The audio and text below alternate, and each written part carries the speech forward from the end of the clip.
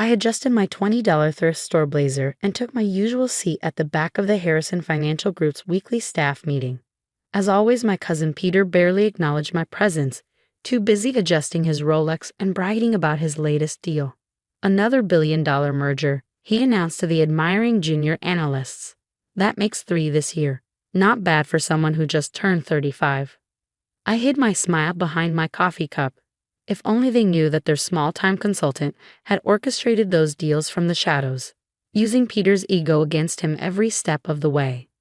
I'm Olivia Harrison, though most people at the firm know me as Liv Parker, the quiet consultant who handles minor accounts from a cramped cubicle on the 14th floor. What they don't know is that I'm also Elizabeth Stone, the reclusive CEO of Stone Global Investments, one of the most powerful investment firms in the world. Liv. Peter's sharp voice cut through my thoughts. Those quarterly reports better be on my desk by noon, and try to make them comprehensible this time. I nodded meekly, playing my role perfectly. Yes, Mr. Harrison. 10 years ago, I would have snapped back at him. But that was before I learned the power of being underestimated. The story of how I ended up hiding my success from my own family starts with another meeting, a decade ago, in this same conference room. I was 25, fresh out of my MBA program with honors, eager to prove myself in the family business. Investment strategy isn't about flashy deals, I tried explaining to Uncle Robert, Peter's father and the firm's CEO at the time. It's about identifying undervalued assets, understanding market psychology. Leave the real analysis to people who understand it, Peter interrupted. Why don't you stick to organizing client files? That seems more your speed. Uncle Robert nodded in agreement. Olivia, your father was a dreamer too. Look where that got him. My father, James Harrison, had died when I was 12. He'd been the black sheep of the family, more interested in building something meaningful than chasing quick profits. The official story was that he'd failed at starting his own investment firm. Only I knew the truth. He'd been on the verge of a breakthrough when the car accident took him. That day, watching Peter and Uncle Robert dismiss my ideas just like I dismissed my father's, something shifted inside me. I realized that as long as I carried the Harrison name, I'd never be taken seriously. So I made a decision. That evening, I withdrew my life savings, a modest $50,000 from years of careful saving, and registered a new company, Stone Global Investments. The name was a tribute to my grandmother on my mother's side, Eleanor Stone, who'd always believed in me. For appearances, I kept my junior position at Harrison Financial, but every night in my tiny studio apartment, I built something extraordinary. The first year was brutal. I worked 80-hour weeks, managing Harrison's small accounts during the day and building Stone Global at night. I developed an algorithm for identifying undervalued companies, something my father had been working on before his death. I refined it, modernized it, made it better. My big break came when I spotted a pattern in the Asian markets that everyone else had missed. While Peter was bragging about his latest yacht purchase, I was quietly orchestrating a series of small but strategic investments through Stone Global. Within 6 months, those investments tripled in value. I kept my success hidden, living simply and reinvesting every penny back into the company. Stone Global grew rapidly, but I maintained absolute secrecy about my identity. I hired brilliant people who shared my vision, building a corporate culture focused on intelligence and integrity rather than flashy deals and office politics. Did you hear? Lisa from accounting whispered one morning, stopping by my cubicle. Stone Global just acquired Pacific Tech. They're saying it's the biggest deal of the year. I looked up from my intentionally messy desk, surrounded by empty coffee cups and post-it notes.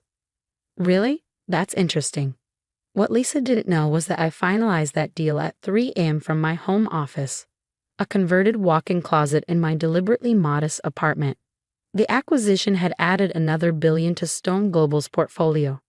I don't understand why you live like this, Lisa said, gesturing at my shabby blazer. You've been here 10 years. You should at least ask for a raise. I shrugged. I'm comfortable where I am. Comfortable wasn't the word. I was thriving.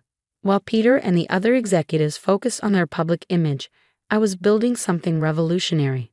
Stone Global wasn't just about making money. We were reshaping entire industries, but always from behind the scenes. The company's success meant I could have bought a mansion or a fleet of luxury cars. Instead, I maintain my simple lifestyle, finding satisfaction in watching my clueless family members quote Elizabeth Stone as their role model. Now that's a woman who understands business, Uncle Robert once said during a board meeting, holding up a Forbes article about Stone Global's latest success. Not like some people who waste time with theoretical strategies. He looked pointedly at me as he said it. I ducked my head to hide my smile, remembering how I'd given that Forbes interview over video call, using subtle makeup and lighting to disguise my features. But maintaining two identities wasn't easy. I had to be careful about every detail. My apartment, while small, had a hidden room filled with secure servers and communication equipment. My sick days at Harrison Financial coincided with Stone Global's board meetings. I even maintained two distinct wardrobes: thrift store finds for Liv Parker, custom-tailored suits for the rare occasions when Elizabeth Stone had to make a public appearance. The double life took its toll. Sometimes I longed to stand up in a Harrison Financial meeting and reveal who I really was, to see the shock on their faces. But I knew the power of patience. I was waiting for the perfect moment. That moment was approaching faster than anyone realized. Last week, Peter had burst into the office, practically glowing with excitement. "We're about to close the biggest deal in company history," he announced. A merger with Anderson Corp, $10 billion. What he didn't know was that Stone Global owned a controlling interest in Anderson Corp. The merger would only go through with Elizabeth Stone's approval. For 10 years, I'd watched Peter take credit for others' work, belittle anyone he saw as beneath him, and manipulate his way up the corporate ladder. I'd built my empire in secret, working twice as hard to prove that success doesn't have to come at the cost of integrity. Now finally, everything was coming full circle. The merger meeting was scheduled for next week. Peter, Uncle Robert, and the entire Harrison Financial Board would be there, eagerly awaiting the arrival of the mysterious Elizabeth Stone. Little did they know that their moment of reckoning would come from the person they'd underestimated the most. I glanced at my watch, almost time for another tedious staff meeting. I gathered my notably disorganized files, straightened my intentionally unfashionable blazer, and practiced my well-worn expression of quiet insecurity. "Parker." Peter's voice boomed across the office. "Where are those reports?" "Right here, Mr. Harrison." I called back meekly, hiding my growing anticipation. One more week. After a decade of building my empire in secret, I was finally ready to step out of the shadows. The look on their faces would be worth every moment of hiding, every condescending comment, every dismissive glance. But first, I had a merger to prepare for, one that would change everything. The morning of the merger meeting, I arrived at work as Liv Parker for the last time. My usual shabby blazer was carefully pressed, my hair intentionally unstyled.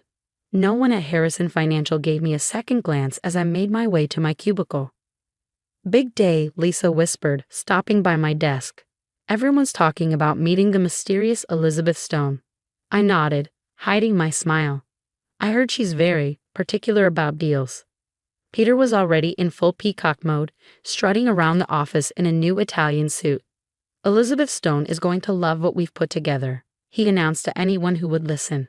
"This merger will be the crown jewel of both our companies." If he only knew. At 9 a.m., I made a show of gathering my files. "Mr. Harrison," I called out meekly, "I'm not feeling well. Might need to take the rest of the day off." Peter barely looked up. "Whatever. Just make sure those reports are done first."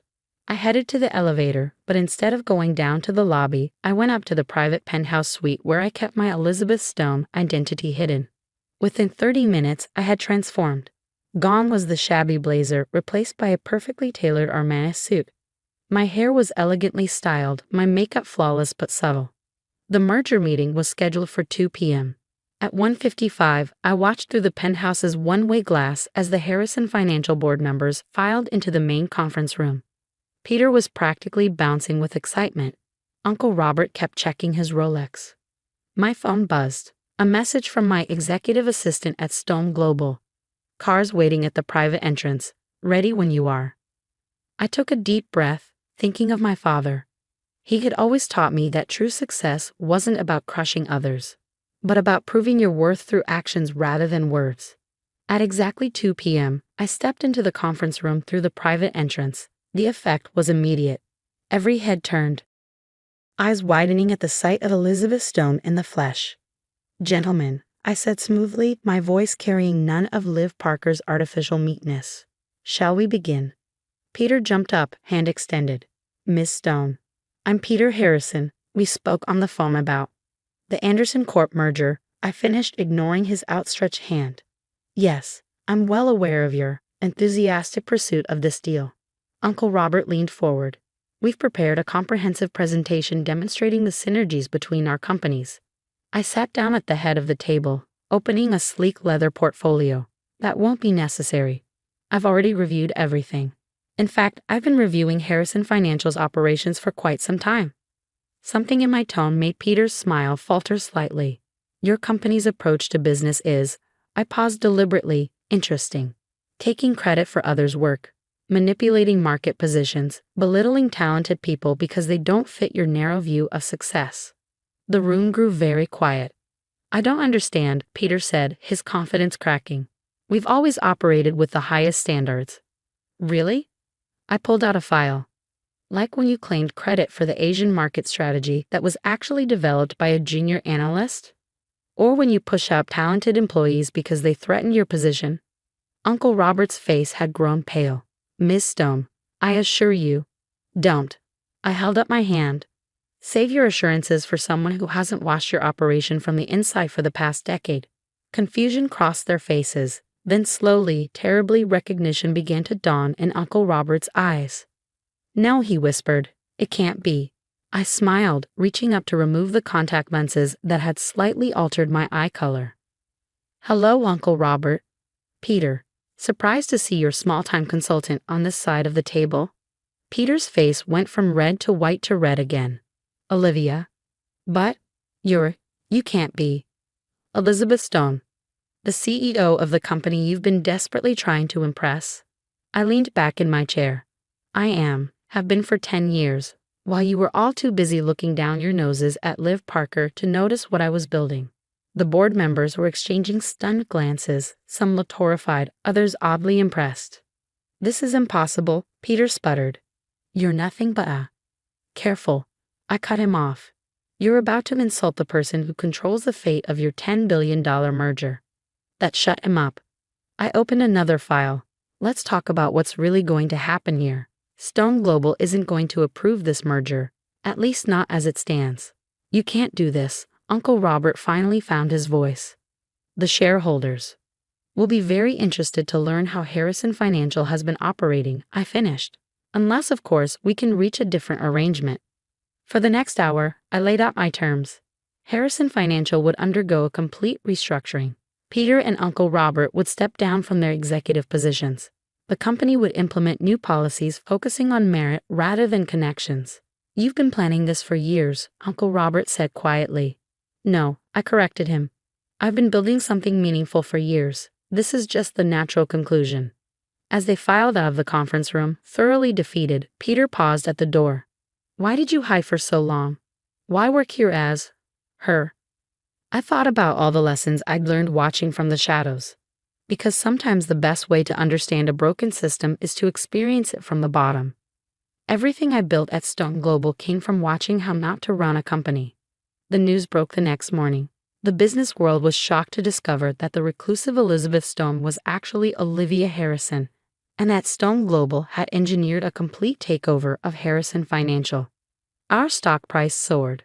Apparently, the market loved the idea of a self-made billionaire who had built her empire while working undercover in her own family's company. I kept my old cubicle's nameplate as a reminder. It sits on my desk in the CEO's office, now relocated to the top floor of what used to be Harrison Financial's building. Lisa stopped by last week, still processing the revelation. All those times I told you to ask for a raise. I laughed. Consider yourself promoted. I need people who saw value in Liv Parker, not just Elizabeth Stone. Peter and Uncle Robert both retired to spend time with family. I hear Peter's writing a book about learning humility. I doubt it'll be very accurate, but at least he's finally doing his own work. As for me, I finally bought myself a new blazer, but I keep the old one hanging in my office as a reminder that success isn't about appearances or titles. It's about what you build when no one's watching. The company's doing better than ever. Turns out, when you promote people based on talent rather than last names, amazing things happen. We've launched a mentorship program for overlooked employees, giving them the chances I never got. Sometimes, walking through the office late at night, I think about my father. He believed in building something meaningful, something that would last. I think he'd be proud to know that his daughter did exactly that, even if she had to do it in secret. Last month, a young analyst made a brilliant presentation about market inefficiencies. Peter would have dismissed her immediately. Wrong family, wrong background, wrong everything. Instead, she's now leading our newest division. "You saw something in me that others missed," she said when I gave her the promotion. "No," I corrected her. "I saw you." Sometimes that's all people need, someone who actually looks past the surface. The merger? We eventually approved a modified version that protected jobs and prioritized innovation over quick profits. The business papers called it a masterclass in strategic thinking. I called it justice. My father's old desk now sits in my office, restored and proudly displayed. On it, I keep 2 nameplates side by side: Elizabeth Stone, CEO, and Liv Parker, consultant. They're both me after all. Just like success has many faces, often hidden from those too proud to look closely. When people ask me if I regret spending 10 years in hiding, I think about everything I learned. Every dismissive comment taught me how to treat employees better. Every stolen credit showed me the importance of recognizing talent. Every moment of underestimation became fuel for building something greater. So no, I don't regret it. Sometimes the best empires are built in secret by the people everyone else is too blind to see. Besides, the look on Peter's face was worth every minute.